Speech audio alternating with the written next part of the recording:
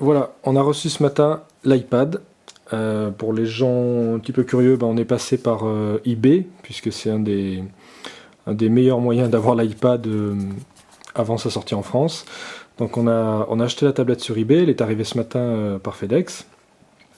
Alors, on l'a ouvert il y a juste une heure, donc on va pas faire une présentation en détail, on aura largement le temps d'y revenir. Que dire? D'abord l'objet. On va dire, c'est assez simple en fait. L'iPad, ce qui est intéressant, c'est tout ce qu'il y a là, c'est-à-dire c'est l'écran, c'est le logiciel. Au niveau matériel, il y a pas grand-chose à dire, sinon que il y a une belle qualité de finition, comme toujours chez Apple. L'arrière métallique rappelle pas mal les iPod, les iPhone Edge, le tout premier modèle. C'est un petit peu le même toucher.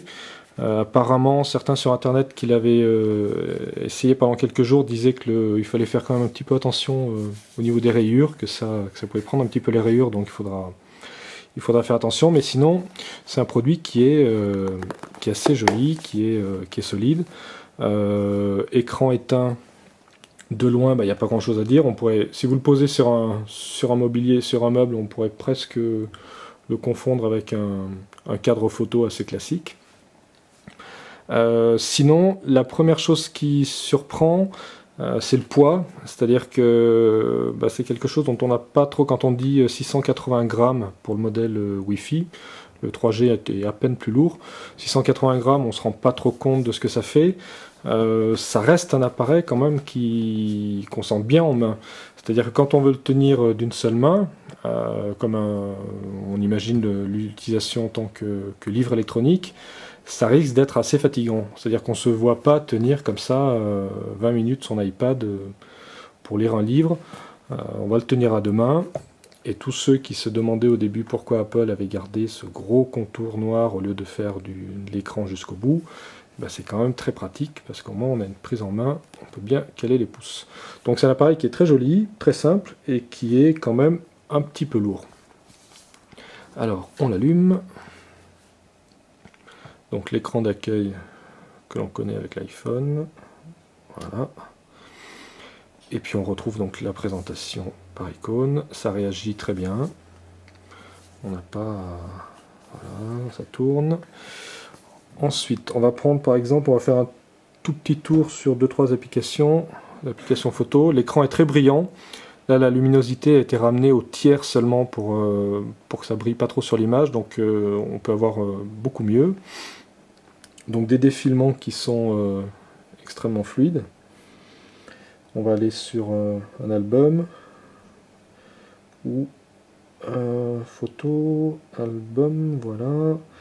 Et puis on va faire par exemple, voilà, on déplie un album et si on veut le replier, un petit pinch et hop, ça revient. On déplie un autre album, un petit pinch et il revient. Donc après, les photos, on les fait défiler comme ça, très vite. Voilà, la photo qui est assez simple. Et on revient, album. On va aller voir un petit peu la fonction mail, qu'elle aussi a des... Bon, alors elle est assez classique, c'est pas le client mail est pas très différent de celui de l'iPhone.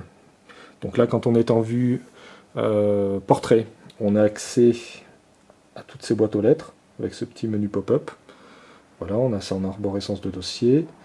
Et si on tourne, on a une vue assez classique et standard d'iPhone OS, c'est-à-dire que d'iPhone OS sur l'iPad, c'est-à-dire à gauche les colonnes de dossier et à droite le contenu.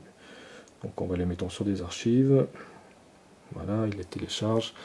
Donc là c'est un compte IMAP. Et si on a ces petits effets justement, quand on veut supprimer des messages, voilà, il les affiche tous à droite. Et quand on veut en enlever un, là encore, un petit effet, un autre petit effet, et ainsi de suite. Et on annule. Hop. Et on revient. Alors la saisie, ça c'est aussi quelque chose à laquelle il faut s'habituer. Le clavier, il est grand, les touches ont la taille d'un ongle, d'un pouce, donc elles sont assez larges, il n'y a pas de problème. Après, certains, il faudra quand même avoir de grandes mains si on veut s'en servir comme ça, sans avoir l'iPad posé. Si on veut rédiger quelque chose juste en le tenant sur les côtés, ça va quand même un petit peu être difficile. Voilà, enfin, bonjour, c'est-à-dire que là, il faut un petit peu... la main droite, il faut un petit peu tendre, la main gauche un petit peu aussi. Quand on revient en mode portrait, c'est un peu plus simple. Disons que le chemin à faire, c'est un peu plus praticable, mais ça reste quand même... on va pas dire qu'on va faire des gros textes avec ça. Ça va pour répondre à un petit mail, faire 2-3 lignes, mais c'est tout. Donc soit on trouve un support où poser l'iPad, et puis auquel cas on peut y aller comme ça.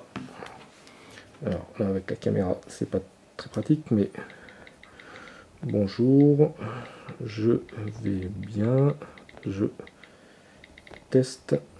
Alors il faut s'habituer aussi au fait que ça a un peu changé. Voilà, c'est par là, l'iPad. Donc le clavier, il va falloir un petit peu s'y habituer. Même si après, une fois qu'on a trouvé un support, la frappe a l'air de pouvoir être assez rapide. On quitte Mail, on va aller dans la fonction iPod pour voir au niveau du son. Donc on avait vu avec les vidéos chez Apple et puis un peu sur Internet que le look d'iTunes avait pas mal changé. D'ailleurs c'est un grisé, c'est assez clair, ça se demandait si on va pas le retrouver sur iPhone OS 4.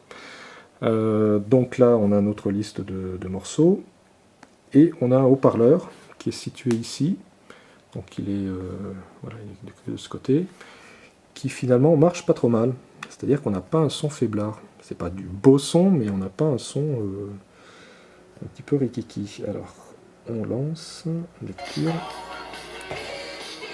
un réglage de son là, ou alors sur le côté. Donc là, il est arrivé enfin. On va prendre Billie Jean. Hop, on revient, on s'est trompé. Allez, on va rester sur Michael Jackson. Voilà, donc au niveau du son, ça va. Il n'y a pas de problème.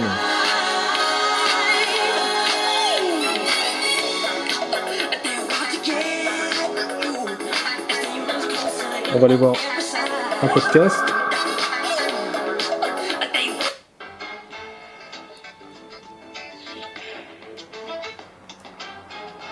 Alors, Public. c'était tout à fait prévisible. Ah, mais pourquoi vous dites ça, monsieur de Villepin? Georges Tron était aussi un petit peu sarkozyste, c'est ça?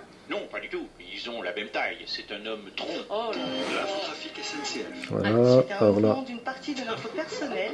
un autre podcast. franceinter.com. Didier Porte. Efficacité, votre serviteur, dont l'intuition... Donc on voit au niveau du son, il y a vraiment rien à dire. Et il y a une petite différence avec les réglages de l'iPhone qui est pas mal. C'est-à-dire que donc on peut régler le son avec le petit interrupteur là sur la droite.